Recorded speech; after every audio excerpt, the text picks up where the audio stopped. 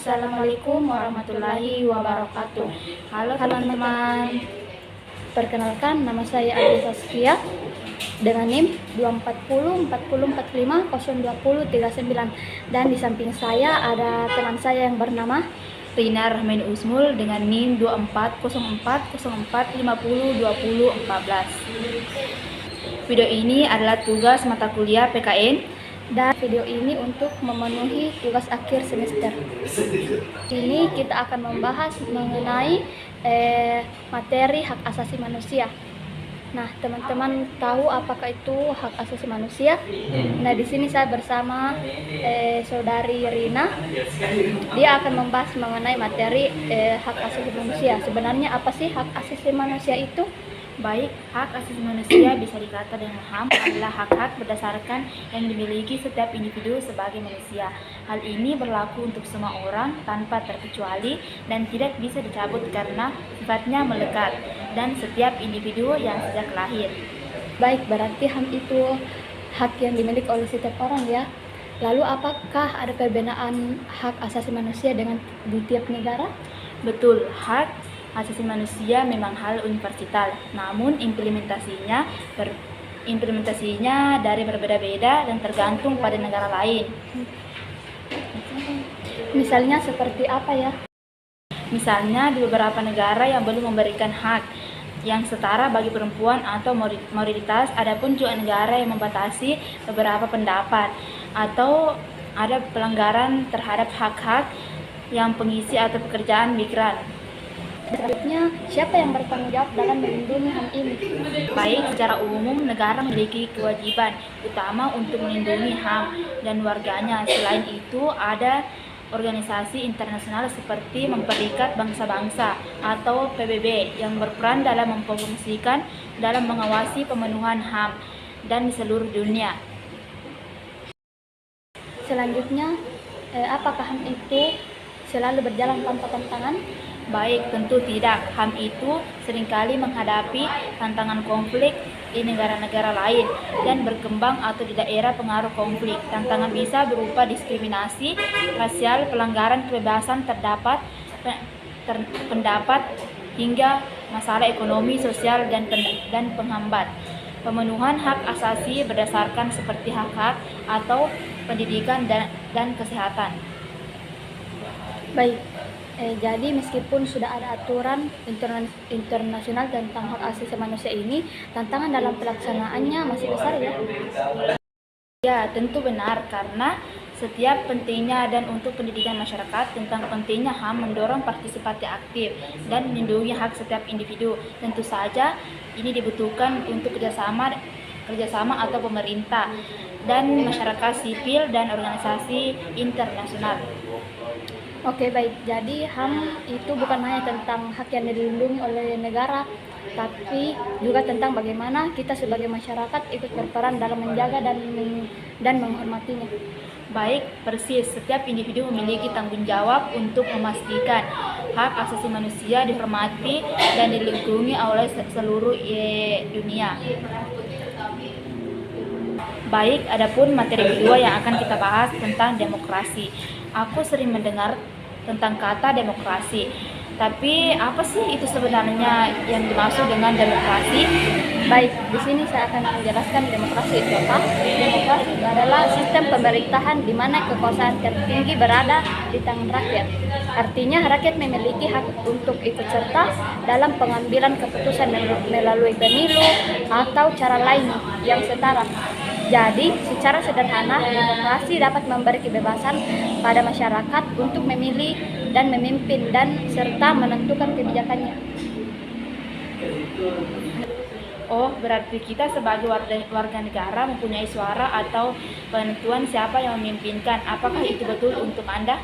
Ya, betul sekali. Salah satu ciri utama demokrasi adalah pemilu yang bebas dan adil, di mana setiap warga negara dapat memenuhi syarat berkat memilih memimpin mereka tanpa ada paksaan atau intimidasi. Baik, jadi kalau di negara demokrasi kita bisa memilih siapapun untuk yang kita mau. Betul, tetapi ada aturan yang mengatur siapa yang boleh mencalonkan diri dan siapa yang berhak memilih. Selain itu, setiap orang juga memenuhi syarat seperti usia minimal atau kewarganegaraan, bisa ikut memilih atau bahkan mencalonkan diri sebagai pemimpin. Tapi apakah demokrasi selalu berjalan dengan lancar atau semua negara? Singkat-singkat, tidak selalu. Meskipun demokrasi memberikan kebebasan, implementasi bisa disulit. Di beberapa negara juga meskipun secara teoritis ada demokrasi, dalam prakteknya masih ada kendala.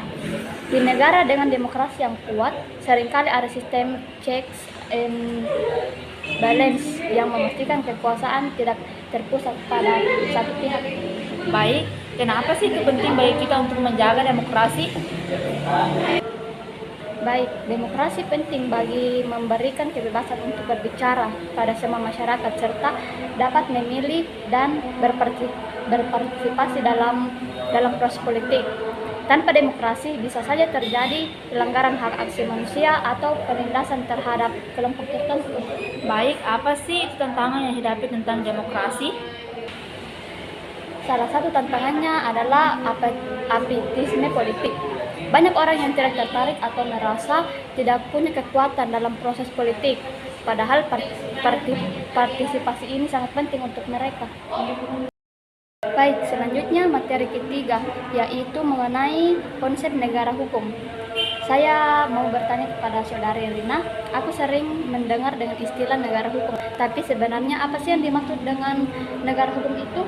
Baik, negara hukum itu konsepnya di mana segala tindakan yang pemerintah dan masyarakat harus berdasarkan pada hukum yang berlaku. Artinya tidak ada yang berada di atas hukum, termasuk negara atau pejabatnya. Semua orang baik, individu maupun pemerintah harus bertunduk pada peraturan yang telah ditetapkan.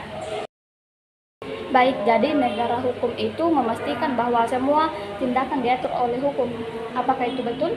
Ya, betul sekali, karena dalam negara hukum tidak ada kekuasaan. Yang berkuasa dan pemerintah juga hanya bertindak sesuai dengan pemerintahan atau peraturan yang ada. Dalam hal ini untuk memastikan bahwa hal-hal individu terlindung dalam tidak ada penyalahgunaan kekuasaan. Oke, baik. Selanjutnya, apa bedanya negara hukum dengan negara otoriter? Baik, saya akan jelaskan, yaitu negara hukum mengutamakan supremasi hukum, dan di mana semua tindakan pemerintah itu yang sah untuk menurut hukum dan di bawah pengawasan lembaga peradilan. Sementara itu, negara otoriter biasanya memberikan kekuasaan besar pada suatu pihak atau pemimpin tanpa menguasai dan hukum yang jelas. Di negara otoriter, hukum sering digunakan untuk mempertahankan kekuasaan, bukan untuk melindungi hak-hak kewarganegaraan. Oke, berarti di dalam negara hukum, lembaga peradilan itu punya peran yang sangat penting ya? Baik, betul sekali, karena peran lembaga yang sangat vital dan negara hukum, mereka bertugas untuk memastikan bahwa negara hukum ditegaskan secara adil dan tidak memihak pada sesuai dengan prinsip keadilan. Baik, jika ada tindakan yang melanggar hukum, lembaga peradilan harus ada dan memberikan keadilan dan otoritas kesalahan. Jadi negara hukum itu juga dapat melindungi hak asasi manusia. Apakah itu betul sekali? Baik, tentu saja betul sekali, dan negara hukum memastikan bahwa setiap individu mendapatkan perlindungan untuk hukum, sebagai itu hak untuk berbicara dan hak kebebasan maupun hak-hak lain. Tanpa adanya negara hukum, tidak ada jaminan bahwa hak-hak dasar ini akan dihormati atau dilindungi. Lalu apa saja yang menjadi ciri-ciri negara hukum yang baik menurut Anda? Baik, menurut saya ada beberapa ciri utama. Yang pertama itu supremasi hukum, dan di mana semua pihak termasuk pemerintah dan tunduk pada hukum yang berlaku. Yang kedua, adanya jaminan hak-hak asasi manusia di mana setiap individu dilindungi hak-haknya. Adapun yang ketiga yaitu berdasarkan pemisahan kekuasaan, yang di mana kekuasaan legislatif dan eksekutif yang yudikatif berjalan secara independen. Dan keempat, keadilan yang independen yang tidak dipengaruhi oleh kekuasaan politik atau ekonomi. Baik, itulah tadi materi yang kita bahas mengenai HAM, hak asasi manusia, demokrasi, dan konsep negara hukum. Sekian dan terima kasih telah menonton video kami sampai selesai. Akhir kata, wassalamualaikum warahmatullahi wabarakatuh. Hidup mahasiswa. You pump it up, don't you know?